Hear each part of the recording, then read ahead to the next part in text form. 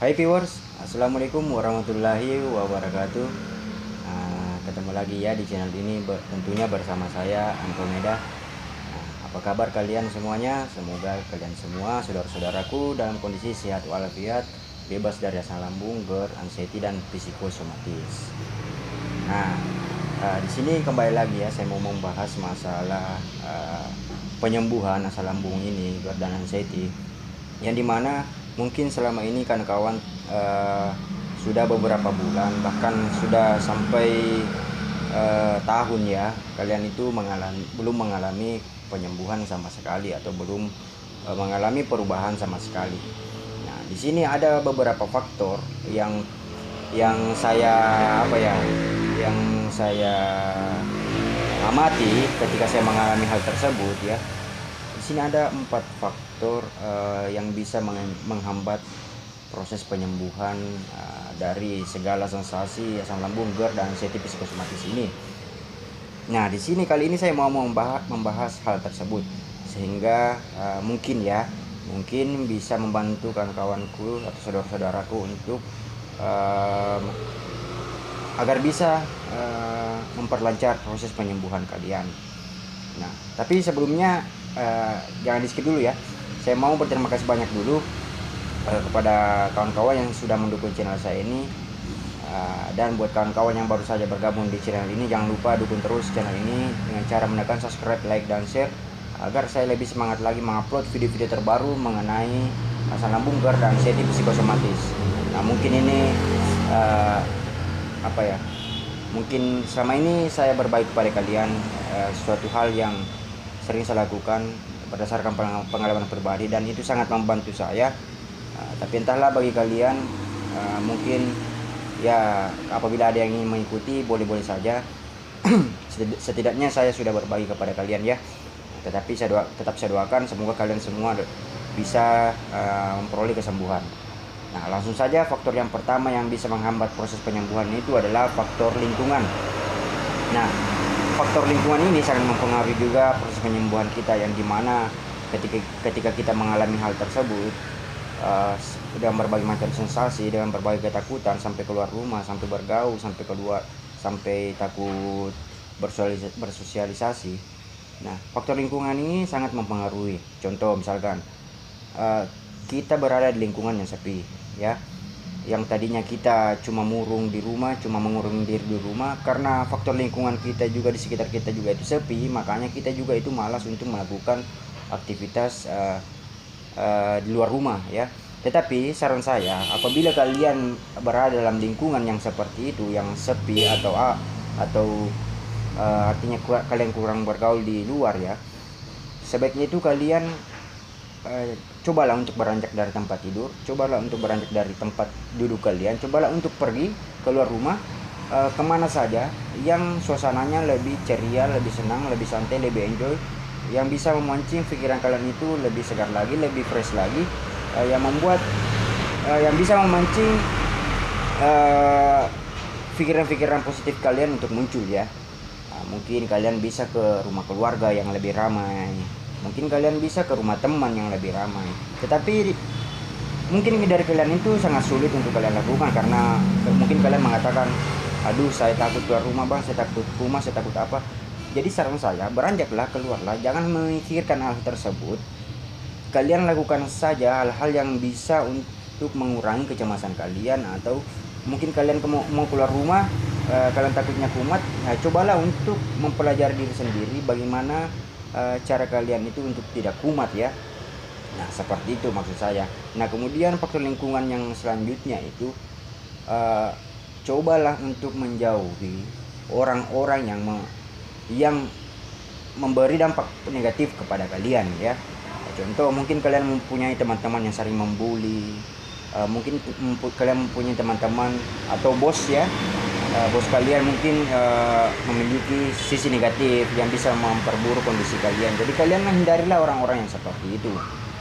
Karena semakin banyak orang yang memberi dampak negatif kepada kalian, tentu kalian akan sulit mengalami penyembuhan. Jadi cobalah untuk lebih bergaul, lebih bersosialisasi kepada orang-orang yang memberi dampak positif kepada diri kalian.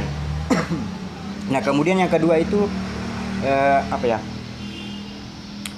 Di sini perlunya berbagai dukungan sekitar ya, orang-orang terdekat. Jadi yang kedua itu kalian membutuhkan dukungan orang-orang yang terdekat. Nah, contoh orang tua, ibu, bapak, saudara, istri, suami, anak dan sebagainya. Nah, itu sangat penting bagi kita. Kenapa? Mereka itu yang bisa memberikan kita penyemangat hidup. Karena saya sendiri pernah mengalaminya.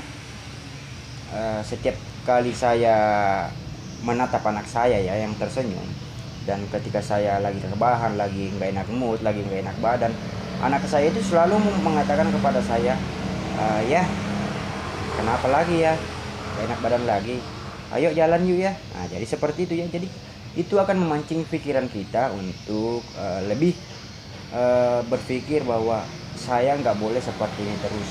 Banyak hal yang harus saya lakukan demi orang-orang tercinta, demi orang-orang tersayang, keluarga dan sebagainya.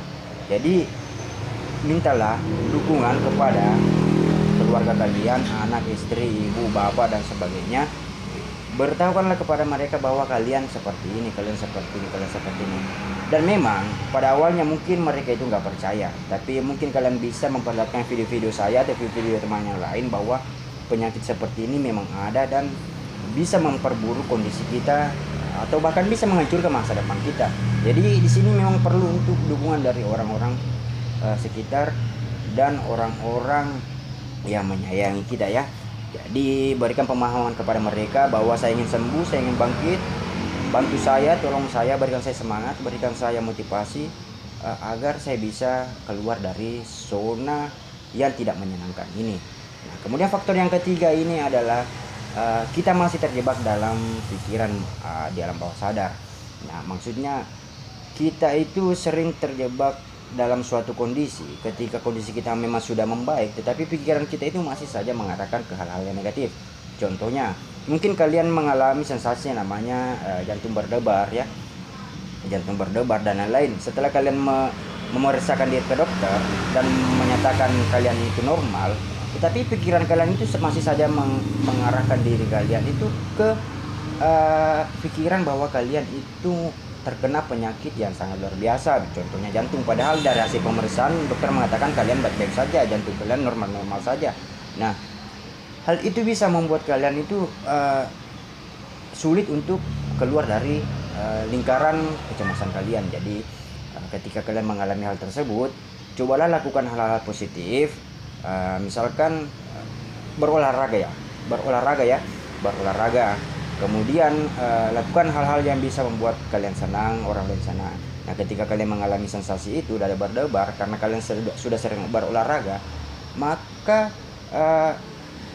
katakanlah pada diri kalian, saya ini baik-baik saja, saya ini normal-normal saja karena saya sering olahraga dan saya sering berbuat baik kepada orang. Jadi kata-kata afirmasi itu ya, afirmasi itu sangat penting bagi kita. Jadi kata-kata afirmasi itu memberi semangat kepada diri kita untuk keluar dari segala sesuatu permasalahan atau pikiran negatif yang menghantui pikiran kita dan diri kita. Nah, itu jadi cobalah buat satu mantra ya, maksudnya mantra kata-kata penyemangat untuk diri kalian sendiri. Contohnya Andro, kamu nggak apa-apa, kamu baik-baik saja, ayo bangkit, tetap semangat. Nah, seperti itu. Jadi ucapkan terus-menerus kepada diri sendiri ya. Nah, kemudian yang keempat itu pola 3P kalian itu masih berantakan. Nah, pola 3P kalian itu kita perhatikan dengan lebih baik karena itu sangat penting untuk membantu proses penyembuhan dari segala sensasi-sensasi yang kita alami. Jadi ketika kalian sulit untuk sembuh, cobalah untuk menilai kembali atau merevisi kembali, cobalah untuk memperbaiki kembali, menerapkan lebih ketat pola 3P ini, pola makan, pola tidur, dan pola pikir. Nah, itu proses penyembuhan itu kalian lambat alami karena mungkin pola 3P kalian itu masih belum sebaik-baiknya ya. Jadi lakukan pola 3P dengan baik. Nah, cuma itu keempat hal yang menurut saya berdasarkan pengalaman pribadi saya yang bisa menghambat proses penyembuhan pada penderita asam lambung, GERD, dan anxiety psikosomatis. Jadi perbaiki tadi itu coba perhatikan faktor lingkungan, dukungan dari orang sekitar, kemudian jangan keluarlah dari jebakan pikiran sendiri, kemudian perbaiki kembali pola 3P ya.